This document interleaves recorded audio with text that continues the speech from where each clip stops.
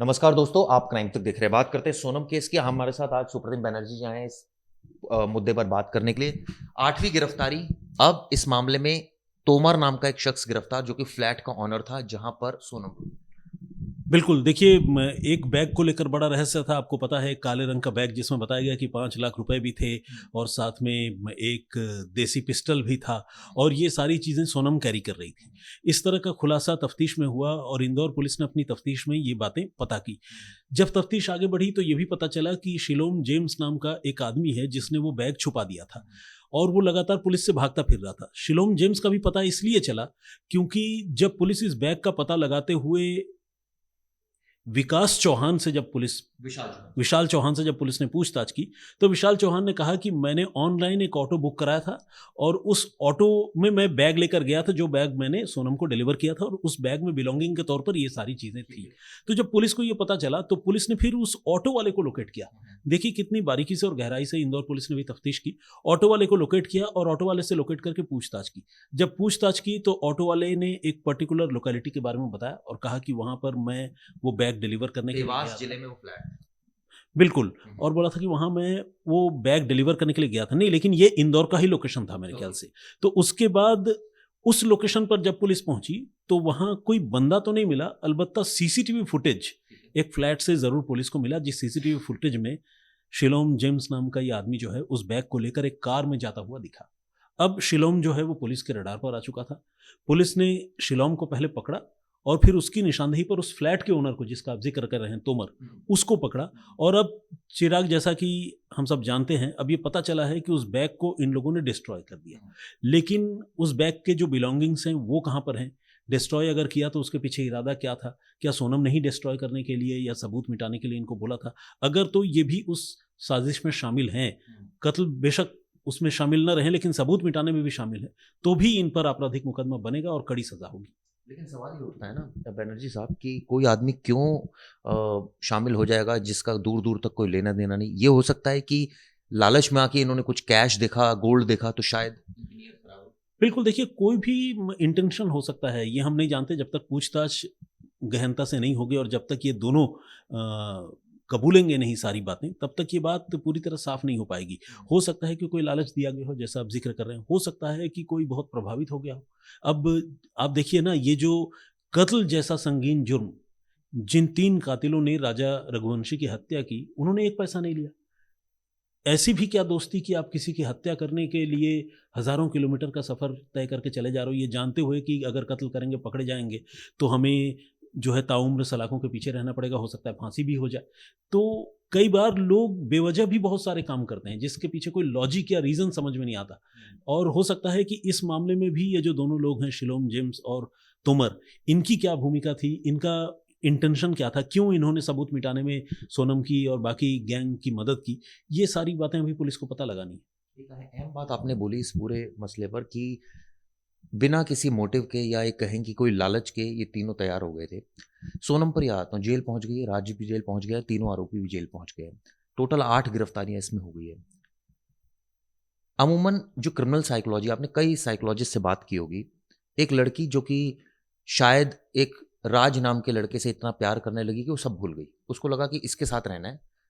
अब घर वाले तैयार नहीं होंगे, मार देते हैं, और क्या-क्या साजिशें रच ली। अब आपको लगता है कि ऐसे क्रिमिनल को, क्योंकि आपने कई सारे क्रिमिनल्स का इंटरव्यू किया है, मिले हो, कोई आत्मग्लानि होती है, सोचता है, वो मजबूर हो जाता है सोचने पर, मैंने क्या कर दिया, ये देखो अब मैं जेल आ गई, मेरी इज्जत खराब, मेरे परिवार की इज्जत खराब, मतलब पूरे देश को पता चला। चिराग, ये आपने बहुत मार्के वाला सवाल पूछा है। मार्के वाला सवाल मैं इसलिए कहूँगा क्योंकि इस पर ना हर किसी का थॉट प्रोसेस जो है वो अलग किस्म का होता है। देखा जाए तो ये फर्स्ट टाइमर है, इससे पहले इन्होंने कभी कोई अपराध किया नहीं, लूट डकैती, चोरी, छिनतई कुछ भी नहीं किया। कत्ल तो बहुत दूर की बात है, पहली बार कत्ल किया, तो देखा जाए तो इनको बहुत पश्चाताप होना चाहिए।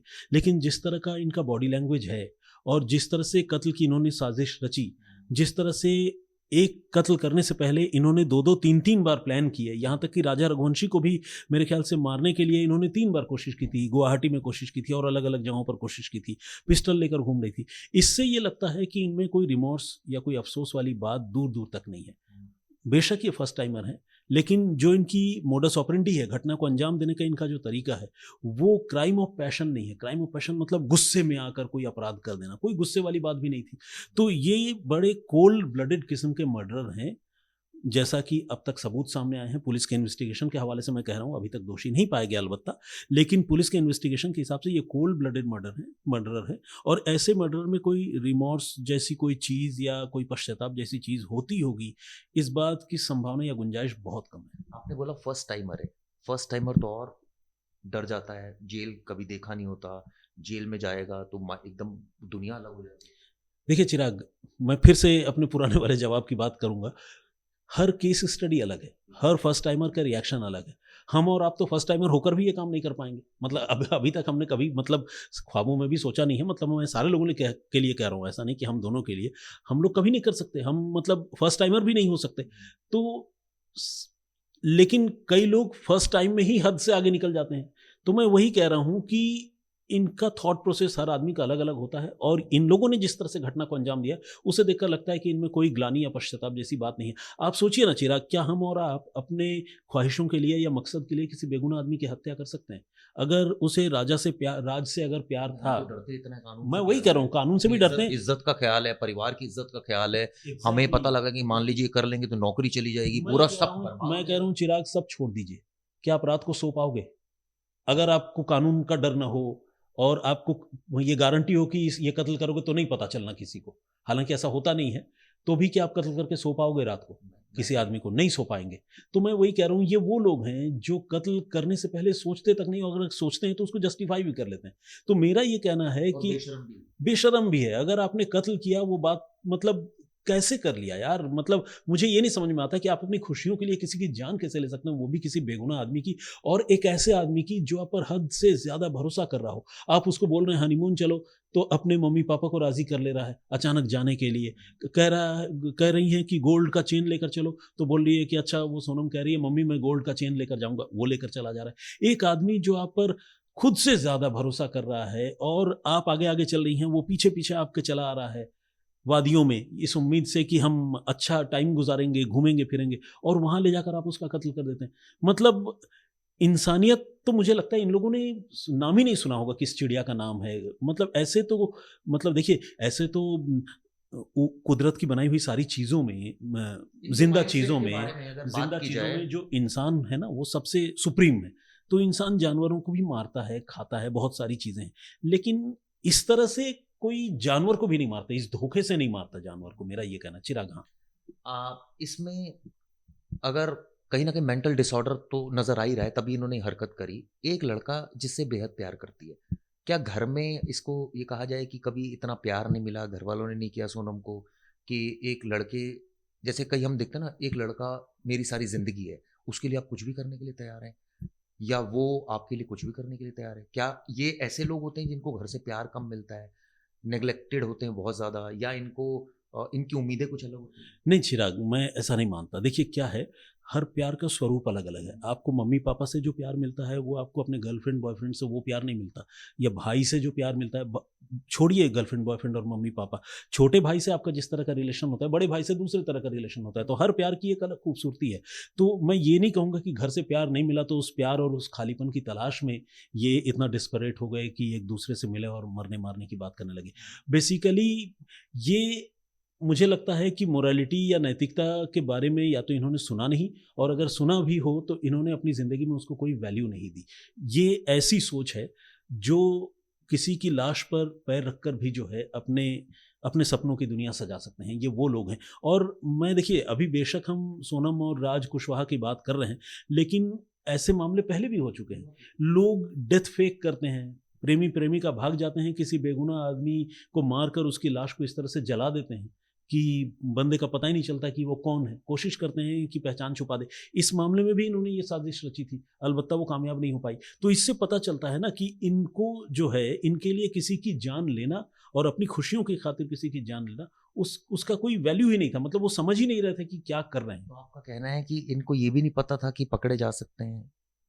बिल्कुल नहीं चिराग, देखिए यही तो मज़ेदार चीज़ है कि सारे क्रिमिनल जो इस तरह से बहुत ठंडे दिमाग से प्लान करके हत्या करते हैं, पूरी साजिश रचते हैं। जैसे इनकी प्लानिंग थी कि हत्या करना, फिर हम ज़रूरत पड़े तो नेपाल भाग जाएँगे, बाद में विक्टिम बनकर तुम आना, और उसने प्लानिंग वैसे ही कर रखी थी। काफ़ी देर तक, जब तक पुलिस ने उसकी अच्छी तरह से पूछताछ नहीं की सोनम से, तब तक सोनम एक तरफ गर्दन झुकाए हुए यूँ बैठी हुई थी और देख कर लग रहा था कि न जाने इस लड़की पर क्या ज़ुल्म-ओ-सितम गुज़रा है, पता नहीं लोगों ने, जिन्होंने किडनैप किया उसने इस अकेली लड़की को कितना सताया होगा। लेकिन जब पूछताछ हुई तो पता चला कि लड़की ने ही एक लड़के की जान ले ली। तो इन्होंने जो प्लानिंग की थी, इनको पूरा यकीन था कि ये कभी नहीं पकड़े जाएँगे, और नहीं पकड़े जाने के इरादे से ही इन्होंने मेघालय जैसी जगह चुनी। और मेघालय में भी मुझे लगता है कि सबसे कठिन जो पहाड़ी इलाका था, जहाँ से लाश फेंक देने के बाद उसके परखच्चे उड़ जाए, नामो-निशान ना मिले, और वो लाश वहाँ सड़ती रहे जहाँ तक एक्सेस ना हो, लोगों का पहुँचना मुश्किल हो। आप देखिए एनडीआरएफ, एसडीआरएफ, एसओटी, वहाँ की लोकल पुलिस, वॉलंटियर्स, इतने लोग मिलकर एक डेड बॉडी तलाश रहे हैं। तो आप समझ रहे हैं कि इन्होंने कैसी खतरनाक जगह पर वो डेड बॉडी फेंकी होगी। और ये जो लोग थे, जो तलाशने वाले लोग थे, ये हमारे आपके जैसे दफ्तर में काम करने वाले और जाकर तलाश करने वाले लोग नहीं थे। इनको प्रॉपर ट्रेनिंग होती है उस तरह के डिफिकल्ट टेरेन में काम करने का, पहाड़ी इलाकों में सर्च करने का। ऐसे लोग जाकर अगर लाश ढूंढने में इतने दिन लगा देते हैं, तो आप समझिए कि इन लोगों ने लाश को कैसी जगह फेंका होगा। जानबूझकर फेंका था ताकि सबूत कभी बाहर ना और कभी ना पकड़े जाए। इनको पूरा यकीन था नहीं पकड़े जाएंगे, लेकिन जब पकड़ा गया ना, तो फिर इनसे वो, हम जैसे दिल्ली की बोलचाल में कहते हैं ना भाषा में, कि रायता फिर समेटा नहीं गया। मतलब इतना फैल गया मामला कि वो समेटा नहीं गया फिर। आपने इतने सारे क्रिमिनल्स का इंटरव्यू भी किया है, बहुत सारे क्रिमिनल से बात की है, उनके वकीलों से बात की है, पीड़ित पक्ष से भी बात की है। ऐसी कंडीशन में जब इस तरह की सिचुएशन आती है, जब पहले तो आपने सोचा मैं कभी पकड़ा नहीं जाऊँगा, लेकिन आप पकड़े गए। आपके तो सारे सपने टूट गए, आपकी तो सारी ख्वाहिशें टूट गई। आपने जो सोचा था उसके बिल्कुल उलट हो गया, और सबसे जिसे कहते हैं ना बर्बाद वाली स्थिति हो गई, खत्म सब। बिल्कुल, मुझे बिल्कुल इस तरह के बहुत सारे मामले हैं, और अक्सर ऐसे मामले आते हैं, और चिराग आने वाले दिनों में भी आएँगे, क्योंकि अपराध तो समाज का एक, जिसे कहते हैं ना, अनफॉर्च्यूनेटली एक इंटीग्रल पार्ट है। मतलब वो हट ही नहीं सकता। सदियों से अपराध होते रहे हैं। तो सब कुछ बर्बाद हो गया, खत्म हो गया। अब इनकी मानसिकता जो है थोड़ी सैडिस्ट किस्म की हो जाएगी। ये अब दुनिया को अलग निगाह से देखेंगे, और इनको लगेगा कि ठीक है, मतलब एक होता है ना, जब आदमी हार चुका होता है और फिर कोई विकल्प नहीं होता, तो आदमी 2 तरीके से रिएक्ट करता है। या तो वो क्विट करने की कोशिश करता है, या फिर दूसरा तरीका ये होता है कि ठीक है, हम तो जी ऐसे ही हैं, हम तो ऐसे ही रहेंगे, एक ज़िद पे आ जाते हैं। बहुत सारे गुंडे, बदमाश, गैंगस्टर, उनको आप सही रास्ते पे लाने की कोशिश कीजिए, काउंसलिंग कराइए, लेकिन वो आसानी से मानते नहीं। उनको लगता है कि यही रास्ता ठीक है, क्योंकि उनमें ना एक रिबेलियस थॉट, जिसे कहते हैं ना, अंदर से एक विद्रोही तेवर। विद्रोह हमेशा पॉजिटिव सेंस में नहीं होता, नेगेटिव सेंस में भी होता है। अगर आप अपने घरवालों से बेवजह का बगावत कर रहे हैं, विद्रोह कर रहे हैं, तो वो भी एक रिबेलियस नेचर हुआ। तो इनके अंदर एक रिबेलियस नेचर जो है वो इनकलकेट हो जाता है, और ऐसे लोग जो है आने वाले दिनों में भी मुख्य धारा में आसानी से लौट नहीं पाते, चिराग। क्योंकि समाज आपको अलग दृष्टि से देख रहा है। आप जहाँ जा रहे हैं, कोर्ट में भी आपके आने वाले वक़्त में पेशी होगी। लोग आपको एकदम बिल्कुल विपरीत, एक अजीब नज़र से देखेंगे। तो ऐसे में ये मतलब थॉट के साथ जीना, जैसे आपने बोला कि ऐसी नेचर हो जाती है कि भाई बहुत क्रिमिनल है, हमने क्या किया? हमसे बिल्कुल। बड़े-बड़े लोगों ने पता नहीं क्या-क्या कर दिया। ये अपने आप को जस्टिफाई इस तरह से कर रहे होते हैं। एग्जैक्टली चिराग, लोग इस तरह से जस्टिफाई करते हैं, और कत्ल करके भी जस्टिफाई करते हैं। ऑल्दो मैं बार बार, जो मेरा क्राइम प्रोग्राम आता है शाम को 7 बजे के आसपास, उसमें भी मैं अपने सारे सुधीर दर्शकों से ये कहता हूँ कि मर्डर जैसे अपराध को किसी भी कीमत पर जस्टिफाई नहीं किया जा सकता, अनटिल एंड अनलेस खुद आपकी ज़िंदगी पर खतरा ना हो, या आपके परिवार की ज़िंदगी पर खतरा ना हो, और आत्मरक्षार्थ अगर किसी की जान ले लेते हैं, तो फिर उसको आप जस्टिफाई कर सकते हैं कोर्ट ऑफ लॉ में भी और समाज के सामने भी। लेकिन अदरवाइज और कोई रीज़न नहीं है कि आपके साथ कुछ हो गया या आपके परिवार के साथ कुछ हो गया, आपने हत्या कर दिया, नहीं। उसके लिए भी कानून है। अगर कोई ज़्यादती हुई है तो कानून उसको सज़ा देगा। इस तरह अगर हर कोई अपराध के बदले में अपराध खुद ही करने लग जाए, फिर तो समाज का जो ताना-बाना है वही टूट जाएगा। फ्रस्ट्रेशन होता ज़रूर है। कई बार ये भी लगता है कि यार कानून कहाँ सज़ा दे रही है, लेकिन इसका ये मतलब नहीं है कि आप अपराधी हो जाएँगे, और इनके खिलाफ तो कोई अपराध भी नहीं हुआ। इन्होंने तो खुद ही अपराध कर दी।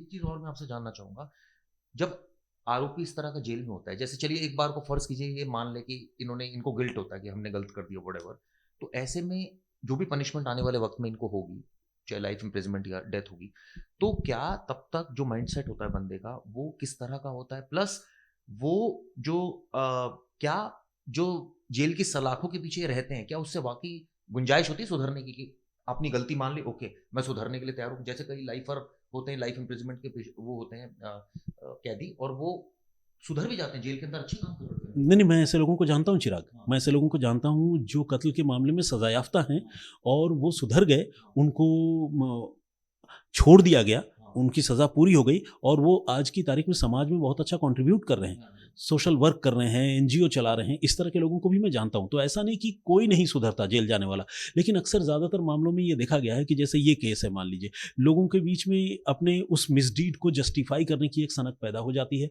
और दूसरा, चूँकि जेल में भी आपराधिक चरित्र के लोग जो है वो चारों तरफ इर्द-गिर्द होते हैं। हमने ये भी देखा है कि नौसिखिए लोग, जिनको मैं अपराधी भी नहीं कहूँगा, कम उम्र के लड़के, है ना? माइनर नहीं, मेजर ही मान लेता हूँ, 18, 19, 20 साल के, जिन्होंने मान लीजिए कोई छोटा-मोटा अपराध कर दिया हो, वो भी जब जेल में जाते हैं, तो बाहर आकर कई बार हमने देखा है कि वो और खतरनाक क्रिमिनल बन जाते हैं। और इस बात पर तो हमारे पूरे लीगल सिस्टम में और जुडिशियरी में भी चर्चा होती रही है कि क्या वाक़ई हमारे जेल जो हैं, वो रिफ़ॉर्म के काम आते भी हैं या जेल अपराधी पैदा करते हैं? इस पर तो चर्चा होती रही है और ये सच है कि बहुत सारे मामलों में, बल्कि ज़्यादातर मामलों में हमने देखा है कि सुधार कम होता है और लोग बिगड़ते ही ज़्यादा हैं जेल में। बड़ा इंपॉर्टेंट पॉइंट रेज़ किया कि सुधार कम होता है। तो क्या सेल्फ रियलाइज़ेशन एक बंदे को खुद लग रहा है मेरे से गलती हो गई, वो ज़्यादा इंपॉर्टेंट है या ये जेल की सलाखें उसको सेल्फ रियलाइज़ेशन करा देती हैं? देखिए, 2 अलग-अलग चीज़ें हैं। एक तो सज़ा तो बहुत ज़रूरी है। अगर कोई बोले कि मैंने सेल्फ रियलाइज़ेशन कर लिया, मैं सुधरना चाहता हूँ, इस बात पे किसी को माफ़ी नहीं मिल सकती। आपने जो करतूत की है, उसकी सज़ा आपको मिलेगी। अब इस सज़ा के अलावा पैरेलली अगर आप इस सज़ा के साथ भी रियलाइज़ करते हैं और सुधरना चाहते हैं, आने वाली ज़िंदगी अच्छी तरीके से गुज़ारना चाहते हैं, तो आप उसके लिए कोशिश कर सकते हैं। जेल के अधिकारी इसमें आपको कोऑपरेट करते हैं, ज़रूरत पड़े तो आपको काउंसलिंग की सुविधा मिलती है और अगर आपके अंदर से वो एक पॉज़िटिव थॉट आता है ना कि नहीं, क्राइम नेवर पेज़, मैंने जो गलती की, अब मैं बाकी की ज़िंदगी, बेशक मेरी ज़िंदगी में अब 10 साल ही बचे हों, मैं बाकी की ज़िंदगी अब ठीक से गुज़ारूँगा। अगर ऐसा कोई सोचता है, तो बहुत सारे पॉज़िटिव आउटकम भी निकलते हैं। हमने देखा है, जैसा कि मैंने आपको बताया कि मैं ऐसे लोगों को जानता हूँ जो मुजरिम रहे हैं। लेकिन ताने मारने वाले भी ताना मार ही देते हैं। ताना तो देखिए चिराग, हर मतलब इस दुनिया में जीना ही मुश्किल है अगर आप तानों की परवाह करें तो। हम जो इस तरह के प्रोग्राम लेकर आते हैं और रंग-बिरंगे कमेंट्स आते हैं, आप लोगों का हम बहुत शुक्रगुज़ार हैं और मतलब उसमें कई बहुत तीखे कमेंट भी होते हैं और कई अच्छे भी होते हैं। चलिए दोस्तों, ये वीडियो आपको कैसी लगी? हमने कोशिश ये की बताने की कि क्या वाक़ई जेल में जाकर अपराधी सुधर जाता है या बिगड़ जाता है? और किस तरह का माइंडसेट रहता है अपराधियों का, ख़ासकर इस केस में पर्टिकुलरली सोनम और राजा के केस में। चलिए, उम्मीद करते हैं इस मामले में पुलिस की इन्वेस्टिगेशन अच्छी होगी, चार्जशीट जल्दी फाइल होगी और जो कातिल हैं उनको टाइमली सज़ा मिलेगी।